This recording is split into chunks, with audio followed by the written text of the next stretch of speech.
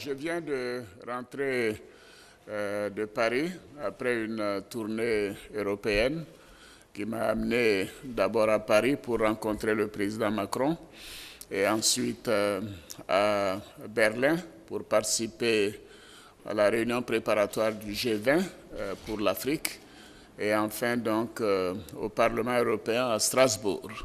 Avant de faire un compte rendu de cette tournée européenne, je voudrais tout d'abord dire à quel point nous sommes tous affectés par les inondations que le pays a connues, principalement Abidjan et d'autres régions. Et je déplore les victimes, environ une douzaine, et tous les dégâts matériels que nous avons subis. Je voudrais avant toute chose présenter mes condoléances aux familles des victimes et aussi présenter mes vœux de prompt rétablissement aux blessés et à tous leurs proches. D'ailleurs, ces inondations sont la manifestation du problème climatique, des dérèglements climatiques que nous subissons à travers le monde et notamment en Afrique. Et pour parler de ce point, à l'occasion de ma rencontre avec le président français, le président Emmanuel Macron, nous avons longuement échangé sur les dérèglements climatiques, la nécessité pour nous tous de soutenir l'accord de Paris. Je l'ai informé que nous avons d'ailleurs, nous, déjà ratifié et déposé tous les instruments relatifs à l'accord de Paris aux Nations Unies et que nous sommes totalement engagés à ses côtés et aux côtés de l'Europe et de tous les pays qui considèrent que ces dérèglements sont une véritable menace pour l'humanité. Avec le président Macron, nous avons évoqué les questions bilatérales, que ce soit les questions sécuritaires, les questions économiques et financières. Et nous avons bien sûr parlé également de la sous-région, la nécessité de lutter contre le terrorisme et notre volonté bien sûr de faire en sorte que tout ce qui est acte terroriste soit contré et la nécessité de renforcer les renseignements entre notre pays et la France et les autres pays, parce que c'est à partir du renseignement que l'on peut détecter un certain nombre de réseaux terroristes. Nous avons, en matière de coopération économique, parlé d'un projet important pour la ville d'Abidjan, le train urbain que nous appelons le métro d'Abidjan. Et là, le président Macron a été très réceptif et a décidé d'envoyer une mission dès la fin de ce mois de juin pour que nous puissions avancer dans les négociations avec la possibilité de commencer les travaux d'ici la fin de l'année. Il envisage d'ailleurs de participer au sommet Union européenne-Afrique qui a lieu en fin novembre. Et je pense personnellement que si les choses étaient bien avancées, ce serait une opportunité de poser la première pierre de ce projet important à l'occasion de sa venue pour le sommet Union européenne-Afrique. J'ai été particulièrement impressionné par sa connaissance des dossiers africains, son attachement à la Côte d'Ivoire, à la sécurité des pays. Et je pense que c'est un président avec lequel la Côte d'Ivoire et moi-même aurons d'excellentes relations. Et je lui ai envoyé un message déjà de remerciement pour la chaleur de l'accueil et les entretiens donc très fructueux que nous avons eus. Par la suite, je me suis rendu à Berlin où j'ai été invité par la chancelière allemande, Angela Merkel, pour participer au sommet préparatoire du G20 et ce sommet consacré à l'Afrique. Et l'Allemagne a pris une initiative de développer ce qu'ils appellent un compact Afrique que j'ai proposé qu'on dénomme le plan Merkel pour des investissements massifs sur le continent africain pour permettre donc de créer des emplois et de faire en sorte de renforcer les liens entre l'Europe et l'Afrique. Et 2 pays ont été sélectionnés à l'origine pour ce compact, la Tunisie et la Côte d'Ivoire, mais également maintenant le Ghana et plusieurs pays qui sont concernés par les actes terroristes ont participé à cette rencontre qui a été une très très bonne rencontre, d'échanges vraiment francs parce que nous avons tenu à dire ce que nous pensions de cette situation et le fait que le plan Marshall a aidé l'Europe et qu'il était important qu'il y ait un plan Merkel qui puisse aider l'Afrique, l'Allemagne étant la première puissance européenne. À cette occasion, j'ai rencontré le président du groupe Siemens qui m'a assuré de sa volonté d'installer une filiale à Abidjan qui va entreprendre des investissements importants. Vous savez, Siemens, c'est le plus gros employeur en Allemagne. C'est une très grande entreprise. De la Côte d'Ivoire, ils vont rayonner sur tout le reste de l'Afrique francophone. Ils ont une filiale en Afrique du Sud et donc l'autre filiale sera donc à Abidjan.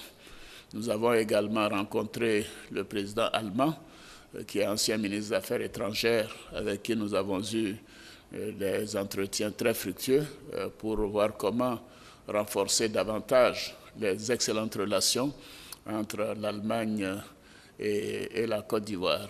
Ce fut donc un séjour très intéressant, très fructueux, et je m'en félicite. Plusieurs chefs d'État de la sous-région y étaient présents. Nous avons pu nous concerter sur les questions d'intérêt régionaux, continentaux, etc. Et nous sommes très heureux que nous ayons cette opportunité. En Allemagne, il y avait également la directrice générale du Fonds monétaire international, Christine Lagarde, et le président de la Banque mondiale, Jim Kim. Et ceci nous a donné l'occasion de parler également de la coopération financière. Et ils nous ont tous félicités pour le succès éclatant du roadshow qui a permis à la Côte d'Ivoire de mobiliser des ressources importantes, aussi bien en euros qu'en dollars ces dernières semaines. Je crois que le Premier ministre a fait un compte-rendu détaillé. Et par la suite, je me suis rendu à Strasbourg pour présenter un peu notre situation au Parlement européen. Vous savez, le Parlement européen est un parlement qui a une diversité de représentation des élus de 27 pays européens. Donc c'est un parlement qui est assez critique. Et j'ai été heureux d'apprendre que la Côte d'Ivoire est quasiment le seul pays africain qui n'a pas de communiqué négatif sur sa gestion depuis 5 ans. Monsieur le vice-président, monsieur le Premier ministre, je vous félicite pour cette excellente nouvelle parce que ce Parlement a des communiqués quasiment toutes les semaines sur tous les pays du monde, et notamment sur les pays africains. Je ne les citerai pas, mais c'est dire que la Côte d'Ivoire véritablement est dans un processus de reprise de paix et de sécurité. Et à l'occasion de ma présentation au Parlement européen, j'ai évoqué surtout les défis qui sont les nôtres, les défis concernant la paix et la sécurité en Côte d'Ivoire, comme bien sûr dans la sous-région et sur le continent, les défis liés aux questions climatiques. Nous avons parlé également de la question migratoire et la nécessité pour bien sûr les Africains de se prendre en charge, mais pour l'Europe de prévoir des investissements massifs. Et c'était l'occasion de parler à nouveau du plan Merkel pour que l'Europe puisse aider les pays africains à créer des emplois, notamment pour les jeunes, pour maintenir les jeunes en Afrique. Donc c'est un dossier important pour le continent. Et d'ailleurs, à l'occasion du sommet que nous aurons ici, Union européenne-Afrique, nous aurons à parler de la question de l'emploi des jeunes. Ce sera l'un des thèmes essentiels de ce sommet parce qu'il nous faut développer les emplois. Il faut que les jeunes africains aient confiance que ce continent a des potentialités et que les choses se développent de manière totalement positive et que la place de ces jeunes, c'est d'abord en Afrique. Et j'ai insisté sur le fait que la Côte d'Ivoire était un exemple d'intégration réussie, car le quart de la population ivoirienne est constitué de ressortissants d'autres pays, notamment des pays voisins, qui sont bien intégrés, qui vivent en bonne harmonie et qui contribuent à la croissance de l'économie ivoirienne. Et j'ai donc demandé aux Européens de ne pas avoir peur et de s'ouvrir pour les jeunes Ivoiriens qui peuvent aller étudier, se former, qui peuvent revenir en Afrique pour rendre service à leur pays et au continent. J'ai également parlé des défis concernant la démographie, parce que, voyez-vous, le continent africain doit faire plus d'efforts de contenir la croissance démographique. Parce que si un pays a 2 ou 3% de croissance de la population tous les ans, cela veut dire que pour augmenter le revenu par tête d'habitant, il faut au moins un taux de croissance d'au moins 2 à 3%.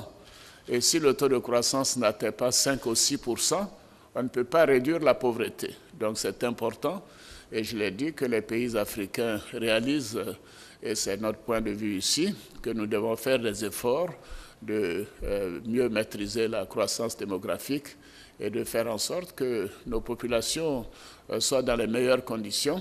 Et ceci a été fortement apprécié parce qu'en 2050, des pays comme le Nigeria seront plus peuplés que l'Indonésie ou les États-Unis. Et j'ai indiqué que des pays comme l'Éthiopie ou le Congo démocratique, le Congo-Kinshasa, feront partie des 10 pays les plus peuplés au monde.